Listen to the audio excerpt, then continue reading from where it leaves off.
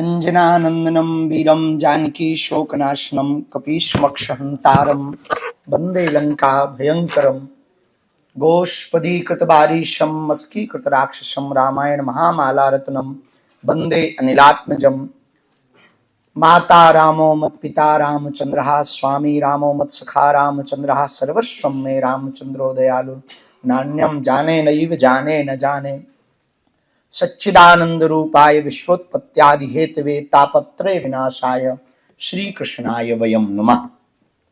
हम आज बहुत प्रसन्नचित्त हैं और बहुत आनंद की गर्व की अनुभूति कर रहे हैं तीन कारणों से। जैसा कि अभी हमारे ठीक पहले बिहारी बाबू जिन्होंने कहा कि यहाँ की हवा सुंदर है, ये देश सुंदर है, ये बात सच है। यहाँ की हवा सुंदर है, यहाँ का देश सुंदर है, आप लोगों का भेष भी बहुत सुंदर है, इसमें भी कोई संदेह नहीं। और आज इन सज्जनों को देखकर, भारतीयों को देखकर और ऑस्ट्रेलियंस के अंदर भारतीयता देखकर हमारा मन बहुत ज्यादा गदगद हुआ है।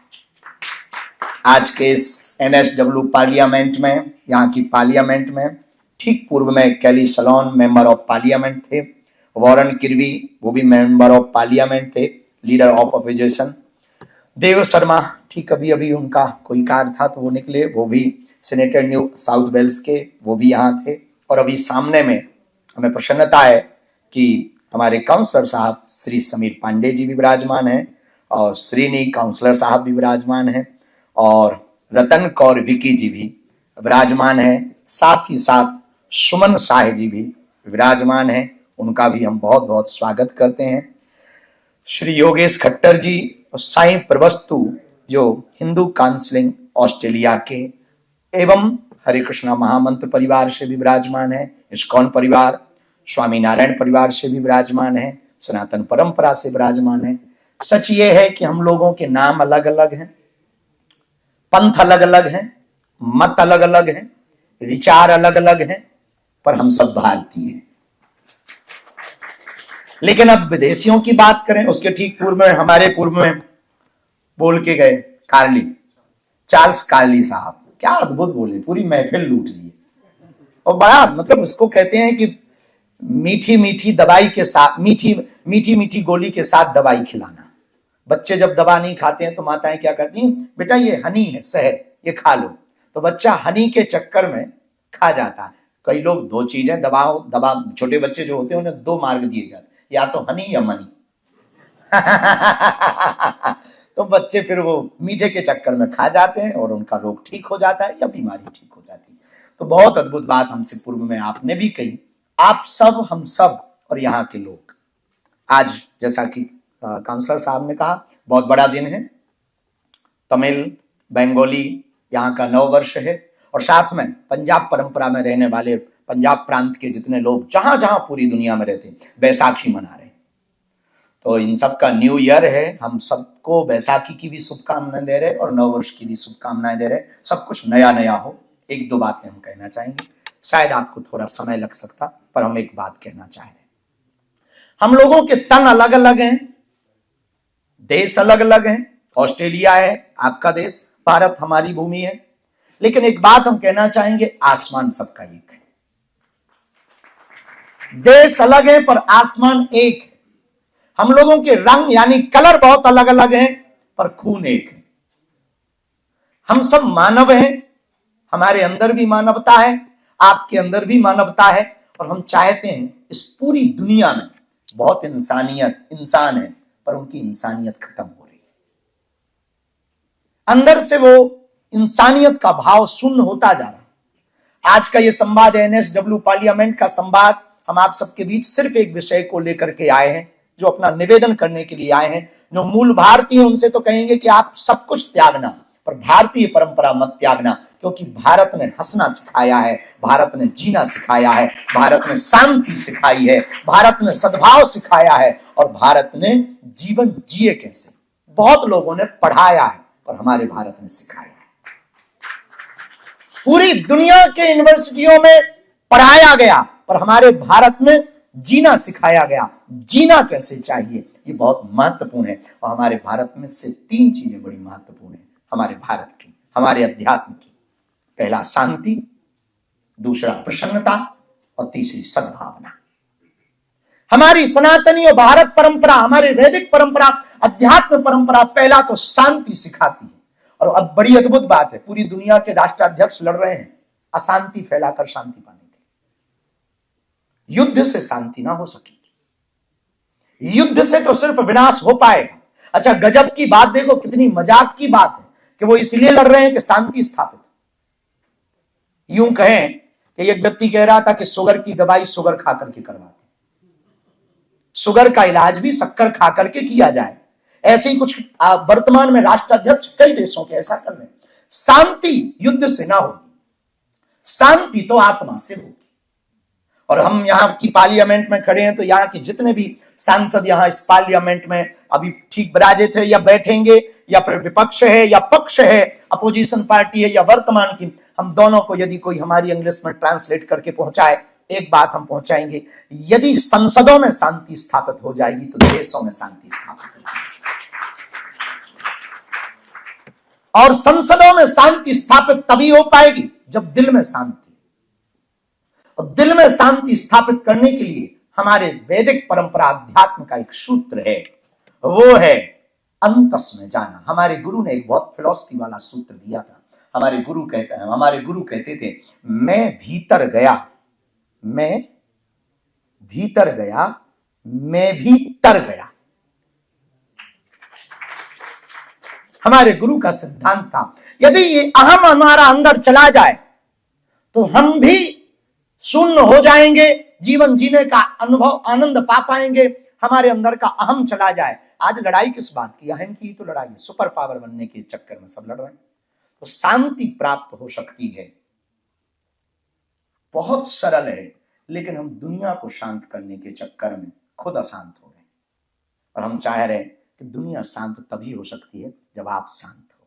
आप शांत होंगे तो घर आपका शांत होगा, घर में शांति होगी तो नगर में शांति होगी, नगर में शांति होगी तो सिडनी में शांति होगी, सिडनी में शांति होगी तो पूरे देश में, यहाँ की संसद में शांति होगी, और संसद में शांति होगी तो देश में शांति होगी, और देश में शांति होगी तो विश्व शांति होगी।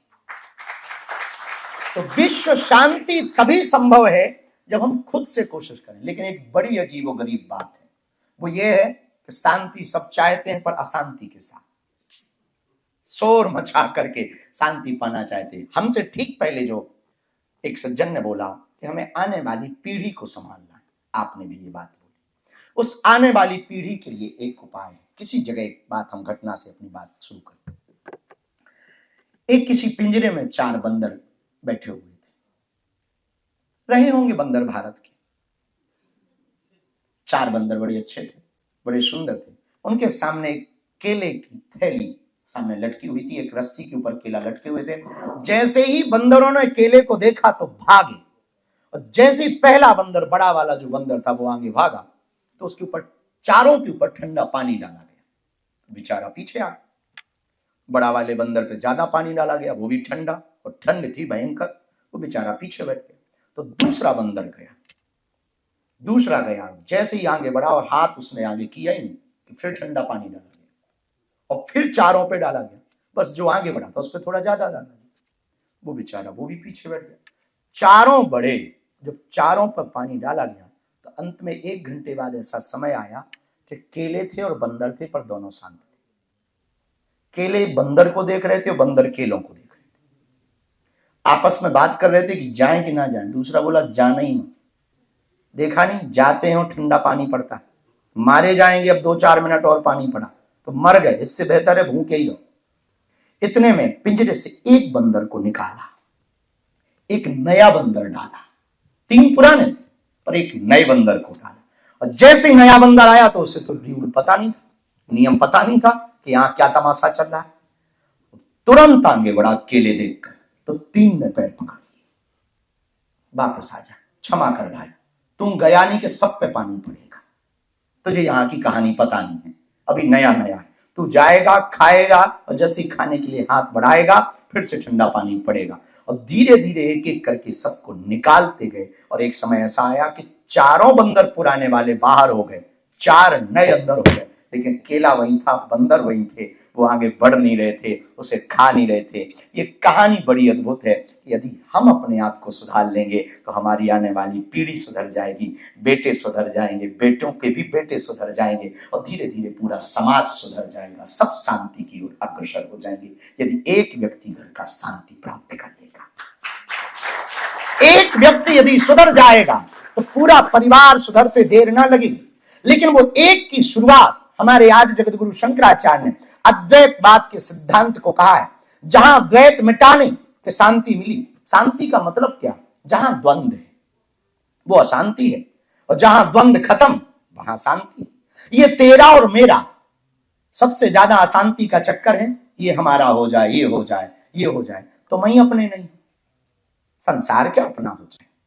अद्वैतवाद का सिद्धांत पकड़ाने की शांति मिली, भेद मिटा के शांति के मिली। भेद जब तक है तब तक तुम अशांत हो, और जहां आपने अभेद को प्राप्त किया उसी दिन आप शांत हो जाओगे। अभेद का अर्थ है कि ये सारे संसार में ये हमारा है, ये पराया, ये अभेद है। लेकिन जिस दिन ये भाव आ जाए कि सब मेरे परमात्मा का है, सब मेरे परमात्मा का है, सब मेरे ईश्वर का है, वही शांति है। ये अभेद है। और रामायण में कहा कवच अभेद विप्र गुरु पूजा। अभेदता को प्राप्त कर लेने के बाद अशांति चली जाती। जैसे प्रकाश होने पर अंधेरा चला जाता, जैसे सत्य के सामने आ जाने से असत्य सरेंडर हो जाता, जैसे धर्म के सामने में अधर्म फीका पड़ जाता, वैसे ही अभेद के सामने भेद चला जाता, और वैसे ही अशांति के सामने शांति जैसी खड़ी होती, अशांति भाग जाती। तो हम लोगों ने शांति की खोज बाहर की साधनों में। गाड़ी बनाएंगे, बंगला बनाएंगे तो शांति पाएंगे, बड़े बड़े मकान बनाएंगे तो शांति पाएंगे। जो पीछे बैठे हैं वो आगे बैठना चाहते, जो आगे हैं वो यहां आना चाहते डेस्क पे कि हम भी कुछ बोलें, और जो यहां आ गए वो सोच रहे कि हमने तो बोल लिया, लास्ट स्पीच हमारी हो। और जो लास्ट स्पीच दे करके खड़े वो सोच रहे थोड़ा और बढ़ जाए। सबके मन में एक ना एक मन टास्क देता रहता है, नया नया टास्क देता रहता है, और ये मन के खेल को समझना ही शांति को पाना है। ये टास्क देता रहेगा, इसके चक्कर में बहुत ज्यादा मत पड़ो। जो प्राप्त है उसी को पर्याप्त समझो। शांति का पहला सूत्र है संतुष्टि। क्या है? संतुष्टि। और संतुष्टि बड़ी विचित्र चीज है। और फिर संसद में संतुष्टि की चर्चा करना बड़ा उल्टा लगता है कि संसद में हम करें कि भाई संतुष्ट हो जाओ। संसद में भला कौन संतुष्ट होगा? यहां जी ही इसीलिए रहे कि एक जाए तो हम बैठ जाएं। तो हम चाहते हैं यहां से कि आपको मिले विपक्ष में बैठने का मौका या पक्ष में बैठने का मौका। एक सिद्धांत आपके दिल में होना चाहिए, हम पक्ष में रहें या विपक्ष में रहें, देश का भला होना चाहिए, विश्व का भला होना चाहिए, मानव सभ्यता का भला होना चाहिए। तो हम आज की इस बैठक में काउंसलर साहब आप सबको एक सूत्र देकर के विदा करना चाहेंगे, हमारी सनातनीय परंपरा का। और वो सूत्र बहुत प्यारा है, घर लेकर के जाना, जो प्राप्त है वही पर्याप्त है। और दूसरा सूत्र भी हम आपको जाते जाते देना चाहते हैं। संतुष्टि पानी है तो एक सूत्र नोट कर लो, आओ तो वेलकम, ना आओ तो वेलकम। ये दूसरा। और तीसरा सूत्र वो बंदर और केला याद रखना। आप अपने बच्चों को उसी तरीके से समझाने की कोशिश करना। आप पक्के सनातनी, पक्के भारतीय बनेंगे तो आपके बच्चे भी भारतीय बनेंगे। और जैसा बिहारी बाबू ने कहा, साल भर में एक बार जब भी छुट्टियां आए तो वो भारत में एक गाना है, लॉन्ग ड्राइव पे चल, तो भारत की तरफ चले आना, ताकि वहां की संस्कृति, सनातन के बारे में और वहां की परंपराओं के बारे में आपकी पीढ़ियां जान सके, समझ सके। और चौथा सूत्र ये है, अनेक रहना पर दिल से एक रहना। और पांचवा, आज की इस पार्लियामेंट में, एनएसडब्ल्यू की पार्लियामेंट में सब लगभग मुख्य लोग बैठे हैं। हमारी बात पांचवें सूत्र की पहुंचाना। 5 सूत्रों की ये चर्चा थी। और पांचवा सूत्र ये है, तुम स्टेटों में भले ही अलग अलग रहना, पंजाबी रहना, गुजराती रहना, बिहारी रहना, मध्य प्रदेशी रहना, पर जब भी बात आए देश की तब केवल भारतीय रहना। और एक कदम आगे बढ़कर के भारत के लिए जीना। और हम अंत में यही कहेंगे, भारत वसुदेव कुटुंबकम सिखाता। भारत शांति की स्थापना सिखाता, भारत तोड़ना नहीं जोड़ना सिखाता, भारत बिखारना नहीं संवारना सिखाता, भारत रोना नहीं मुस्कुराना सिखाता। भारत ने दुनिया को कुछ दिया हो या ना दिया हो, जीवन जीने की कला दी, मुस्कुराहट दी और शांति दी। उसी देश से हम आए हैं, इसलिए अपने देश पर गर्व करना। जो तिरंगा लहरा रहा वो हवा से नहीं, हमारे देश के वीर जवानों की सांसों से लहराता है। इसी के साथ आप सबका बहुत बहुत धन्यवाद। ये 5 सूत्र याद रखना, आओ तो वेलकम, ना आओ तो जो प्राप्त है वही पर्याप्त है। और अकेला अनेकता में एकता, भले ही स्टेटों में बटे रहे, हमारे प्रदेश अनेक हों पर हमारा देश हारे हारे। हरे राम राम राम हरे हरे, हरे कृष्णा कृष्णा कृष्णा वाहे गुरु जी दा खालसा, जय स्वामी नारायण। हरे कृष्णा, जय सिया राम, हर हर महादेव, सत श्री अकाल, जय सिया राम। मुस्कुराइए।